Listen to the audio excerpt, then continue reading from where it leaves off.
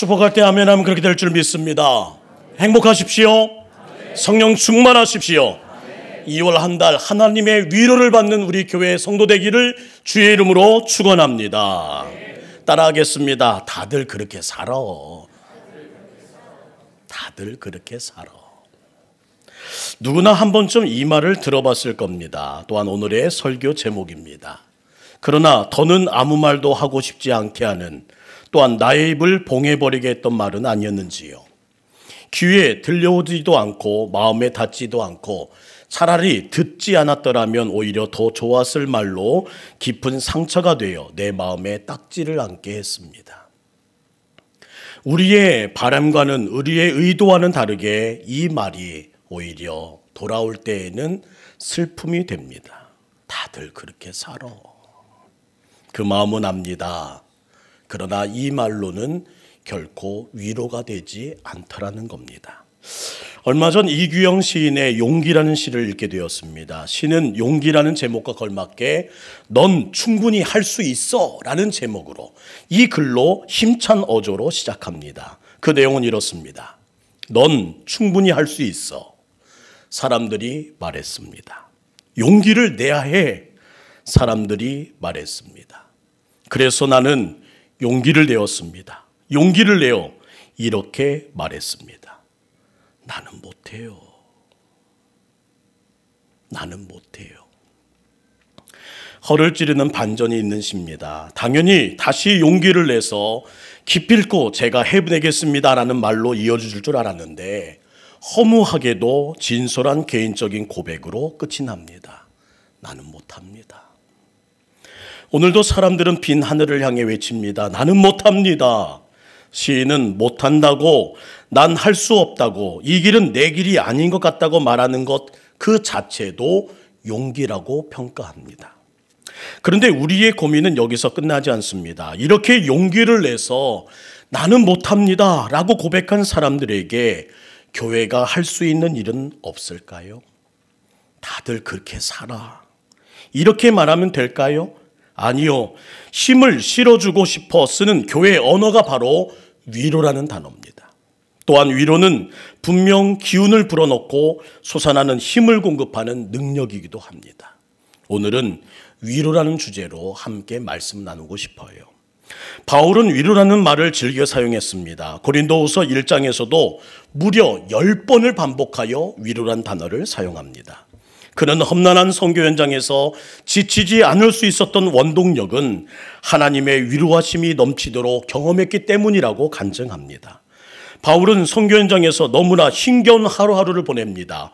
오늘 읽은 본문에서도 우리가 엿볼 수 있어요. 어떤 경우에는 살고 싶은 마음조차 사라질 지경이었습니다. 마치 사형을 선고받은 몸으로 느껴질 때도 있었어요. 그런데도 번번이 그 과정 가운데 오뚜기처럼 다시 일어날 수 있었던 힘은 어디 있었느냐? 하나님의 위로하심이 그를 세웠다고 고백합니다. 이것이 바울의 고백이라고요. 하나님의 위로가 있었습니다.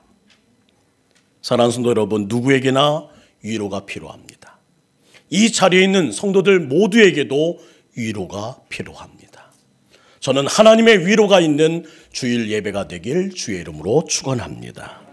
사람은 위로를 먹고 살아가는 존재입니다. 자녀들을 키우면서 호되게 꾸중할 때도 있습니다. 그러나 꾸중한 다음이 더 중요하다는 사실을 아셔야 합니다.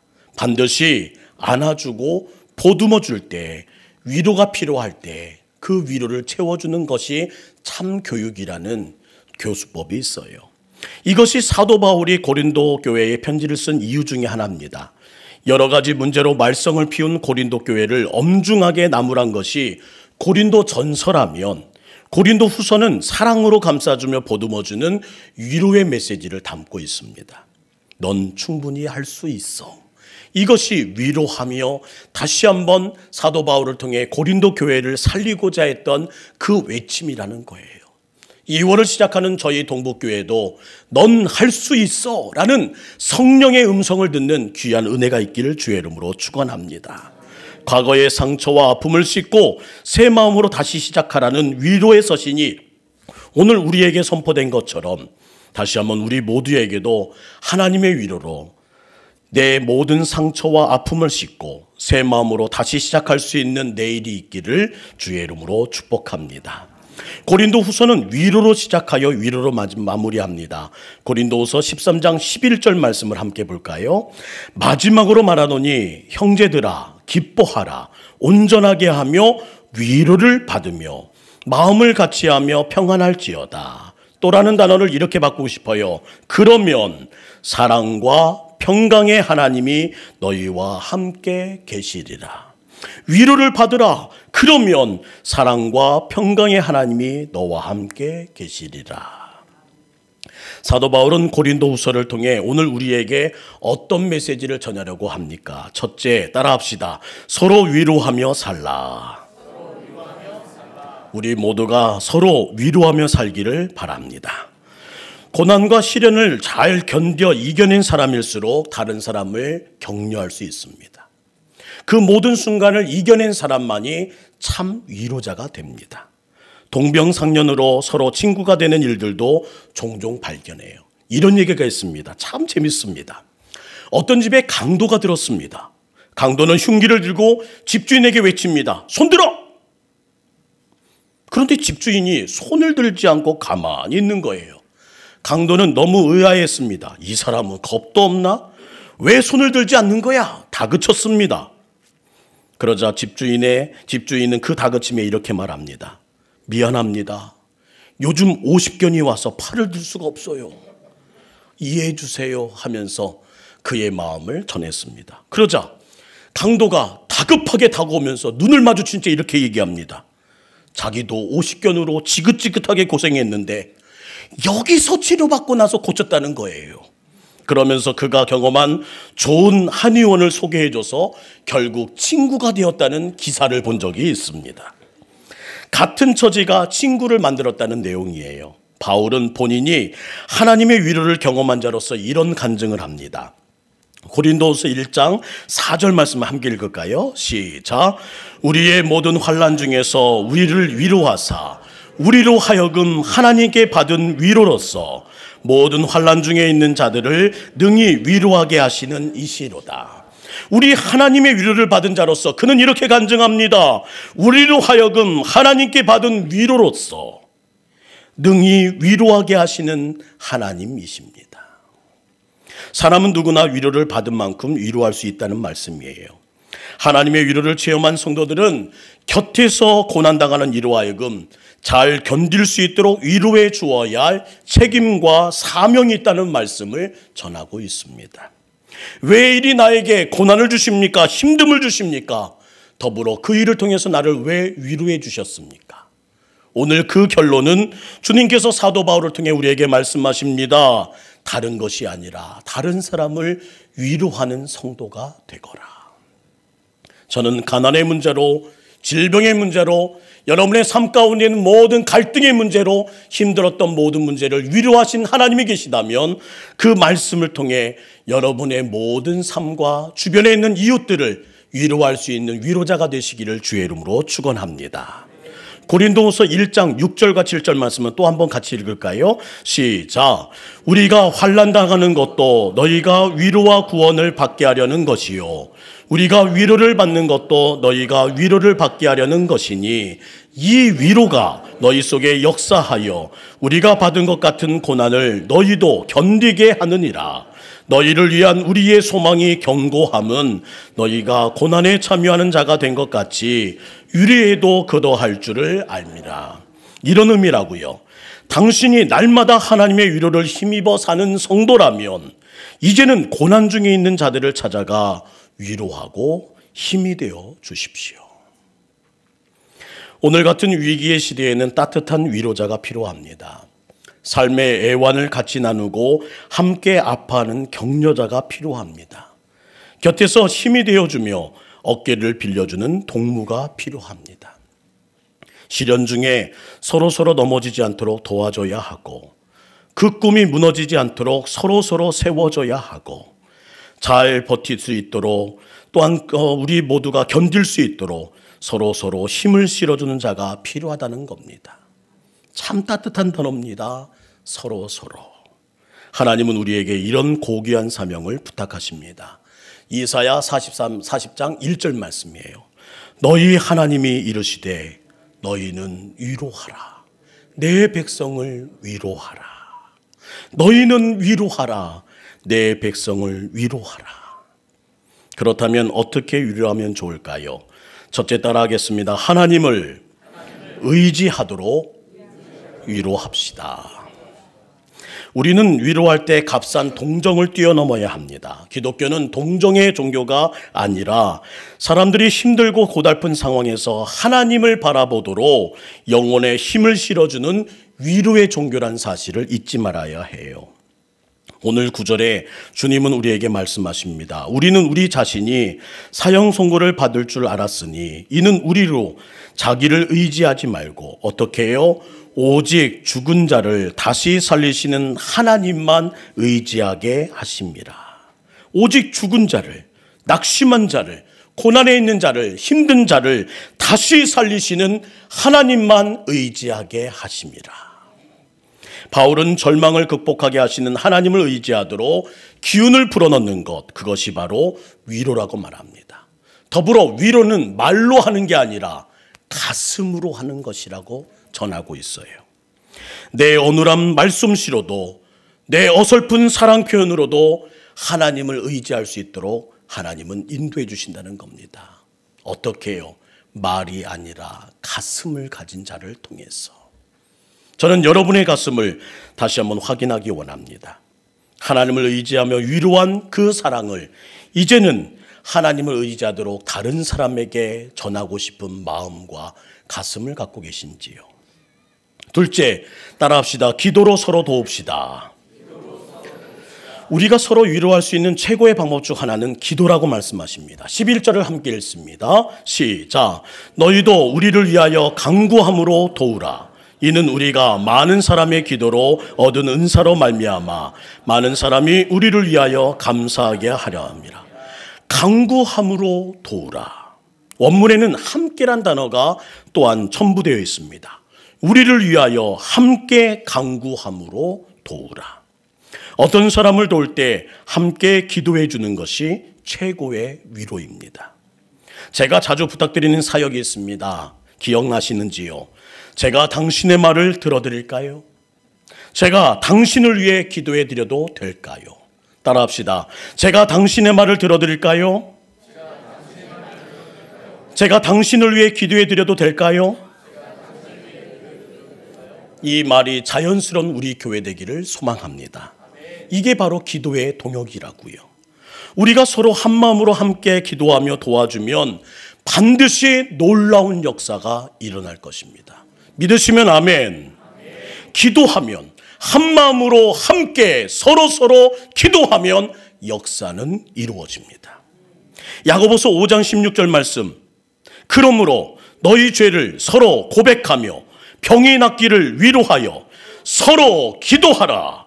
의인의 간구는 어떻게 해요?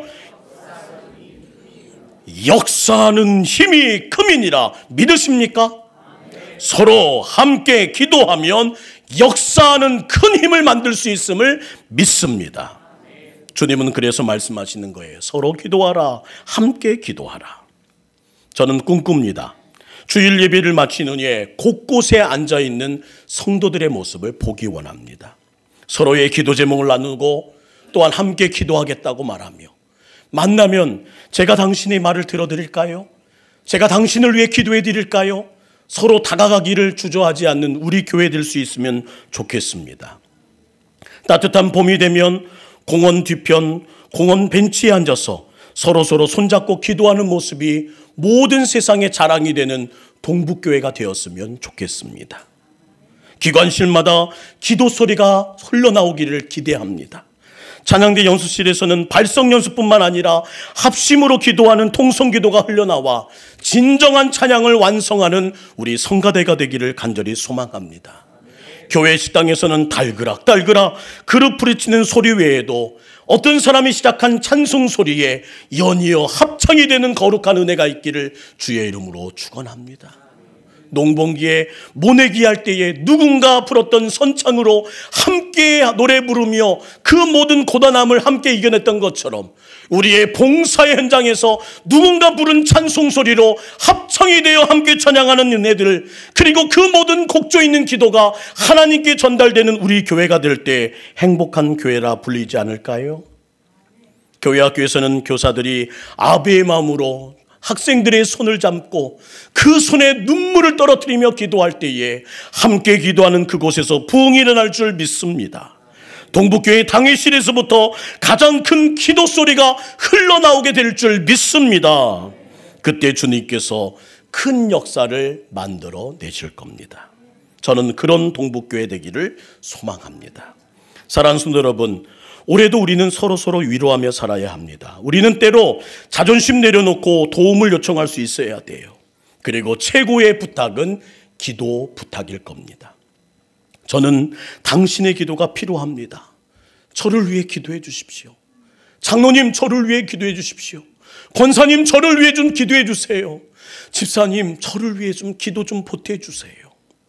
우리 한 분 한 분이 기도 부탁에 머뭇거림이 없기를 간절히 원하고, 절친하고 사랑하고 이해한다는 우리 서로가 이 부탁에 자유롭기를 간절히 원합니다. 사도 바울과 같은 영적 거장도 기도를 부탁했어요. 그것도 자주 부탁했다는 거예요. 하물며 담임 목사는 어떨까요? 제가 목사님을 위해 기도하고 있습니다. 이 말만큼 힘이 되는 응원이 없습니다. 어쩌면 동북교회에서 가장 많이 기도할 사람이기 전에 가장 많은 기도를 받아야 할 사람이 담임 목사입니다. 저는 확신합니다. 기도 지원이 많을수록 많은 응답이 이루어질 줄 믿습니다. 그래서 올해의 표어대로 위로와 희망이 넘치는 동북교회가 되기 위해서 우리는 결정하여야 합니다. 그리고 결정한 것은 바로 이겁니다. 따라합시다. 기도 부탁과 기도 지원. 기도를 부탁하고 함께 기도를 지원하는 우리 모두가 될 때 더 큰 힘으로 역사하시는 하나님을 마주할 줄 믿습니다.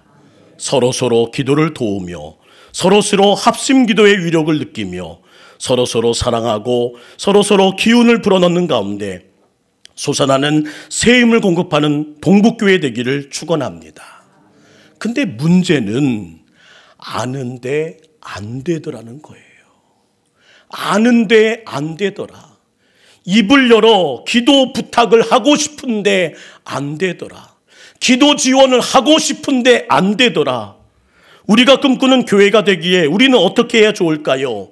내 힘과 결단으로는 불가능하다는 겁니다. 그래서면 어떻게 해야 돼요? So what? 어떻게 해야 합니까? 따라합시다. 하나님의 위로를 받은 자라야 참 위로자가 될 수 있습니다. 사랑하는 성도 여러분, 성경을 보면 인생의 처절한 시련과 아픔을 극복한 사람들의 공통점이 있습니다. 바로 하나같이 하나님의 위로를 힘입었다는 겁니다. 자기의 의지와 결단이 아니라 하나님의 위로를 힘입은 자가 승리하였다. 모세가 광야에서 지치고 힘들 때마다 하나님은 그를 다정하게 위로해 주셨습니다. 다윗이 고독하고 슬퍼질 때마다 하나님은 따뜻한 위로를 그에게 베풀어 주셨습니다. 엘리야와 다니엘이 외롭고 쓸쓸할 때에 하나님은 나는 너의 친구라 말씀하시며 그에게 다가오셨습니다. 오늘도 지쳐있는 우리에게 위로의 영으로 찾아오기 원하시는 하나님이 오늘 이 자리에 함께 하십니다. 상한 마음을 위로해 주기 원하시고 상처를 동염해 주기 원하시고 멍든 가슴에 방창고를 붙여 풀어주시기 원하시는 사랑의 하나님이 이 자리에 계심을 기억하는 여러분 되기를 원합니다. 하나님은 늘 내 곁에서 힘이 되어주시고 올해도 든든한 버팀목이 되어주실 것일 뿐만 아니라 인생의 다정한 친구가 되실 줄 믿습니다. 이 진정한 위로자를 만나는 예배가 되길 주의 이름으로 축복합니다. 이 염원을 가지고 기도하는 가운데 주님이 주셨던 말씀 한 구절이 있어요. 함께 읽을까요? 이사야 66장 12절 13절 시작. 66장 12절 13절 다음 구절이에요. 시작. 여호와께서 이와 같이 말씀하시되, 함께 있습니다. 보라, 내가 그들에게 평강을 강같이 그에게 문나라의 영광을 넘치는 시내같이 주리니 너희가 그 성읍의 젖을 빨 것이며 너희가 옆에 안기며 그 무릎에 놓을 것이라. 어머니가 자식을 위로함 같이 내가 너희를 위로할 것인즉 너희가 예루살렘에서 위로를 받으리라. 하나님의 위로를 하신다고요? 하나님의 위로를 받아야 된다고요? 주님의 위로는 어떤 것입니까? 물었더니 주님이 주셨던 말씀이에요. 어머니가 자식을 위로함 같이 내가 너희를 위로하마. 어머니가 자식을 위로함 같이. 그 순간 떠오렸던 영화 한 편이 있었습니다. 바로 2010년에 개봉했던 친정엄마라는 영화였어요. 내용은 이렇습니다. 많은 엄마들이 아들만 챙길 때에 우리 아들 할 때에 친정엄마는 홀로 딸이 좋다 말했습니다. 공부까지 잘하는 예쁜 딸을 보면서 엄마는 늘 생각했습니다. 아이고, 무식하고 촌스러운 내 속에서 어떻게 저런 예쁜 딸이 태어났노. 그 딸을 바라보며 흐뭇했습니다. 이제 장성하여 예쁜 딸이 결혼을 하고 엄마가 되는 날, 분만실 밖에서 엄마는 딸을 향해 외칩니다. 아가야 들리니? 엄마 여기 있어, 엄마 여기 있어. 내가 대신 아파줄 수 없고 어떡하노. 엄마 여기 있어, 엄마 여기 있어. 분만실 밖에서 외치는 그 엄마의 소리에 의사와 간호사도, 딸도 고통을 잊은 채 빙그레 웃습니다. 딸은 자식을 낳은 뒤에야 비로소 엄마의 마음을 조금씩 헤아리기 시작합니다. 그리고 묻죠. 엄마도 나 낳을 때 이렇게 힘들었어요? 나 이제부터 엄마께 잘할게요. 그는 조금씩 엄마의 사랑을 깨달아갑니다. 어느새 철이 들어가는 엄마의 마음을 알아주는 딸이 이제는 대견스럽기도 하고 더 사랑하게 됩니다. 가을이 깊어져가는 어느 날 딸은 연락도 없이 엄마에게 내려옵니다. 갑작스런 딸의 방문이 반가웠기도 했지만 불현듯 불안이 느낀 엄마는 사위에게 전화를 겁니다. 그리고 사위에게 듣게 되지요. 딸이 췌장암 말기라는 날벼락 같은 소리를 듣게 됩니다. 그리고 엄마와 딸은 아픔을 함께 안고 2박 3일을 함께 위로하며 숨을 죽인 채 함께 시간을 보냅니다. 그리고 그 휴가를 마친 2박 3일 이후에 아픈 딸을 보내는 엄마의 위로가 그에게 들려옵니다. 그런데 그 엄마의 위로가 엄마가 자식을 위로한 같이 내가 너희를 위로하리라는 그 메시지처럼 제 마음에 다가오더라는 거예요. 이 시간 딸을 위로하는 엄마의 마음을 한번 보시겠습니까? 영상 보겠습니다. 나가!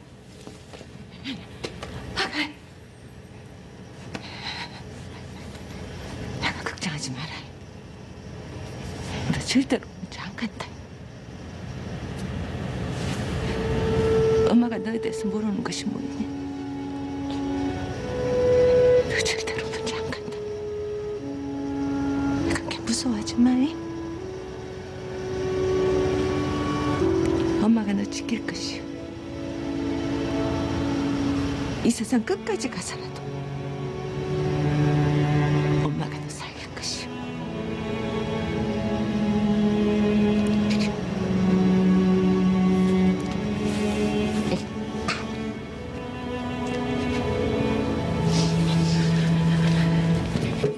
아무 일도 없은 게 엄마는 절대 안 온다. 그게 너도 절대 울지 말아.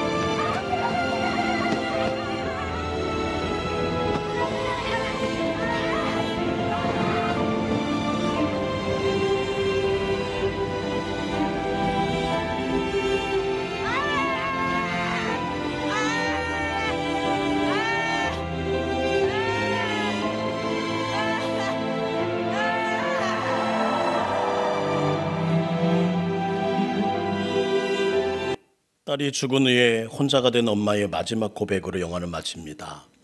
아가, 그거 아냐? 내가 이 세상에 와서 제일 잘한 것은 너를 낳은 거란다. 사랑해 우리 딸, 사랑해 우리 아가. 친정엄마가 딸을 위로한 같이 내가 너희를 위로할 거야. 우리 하나님이 여러분에게 이렇게 말씀하십니다. 오늘 이 시간 하나님의 위로를 받는 여러분 되기를 주의 이름으로 축원합니다. 빈 하늘을 향해 못한다고, 난 할 수 없다고 마지막 용기를 낸 여러분에게 하나님은 다가오셔서 내가 너희를 위로하마 말씀해 주십니다. 2월 첫째 주일 저는 위로받기를 원합니다. 여러분 한 사람을 위해 달려오시는 어머니가 있던 것처럼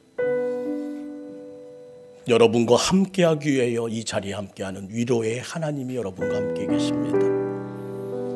여러분이 지쳐서 기도할 수 없을 때에, 여러분의 눈물이 빗물처럼 흘러내릴 때에 그 모든 것을 아시는 하나님께서 여러분을 위해 대신 기도하시겠다고 말씀하십니다. 우리 이 시간 이 찬양으로 한번 고백하기 원합니다.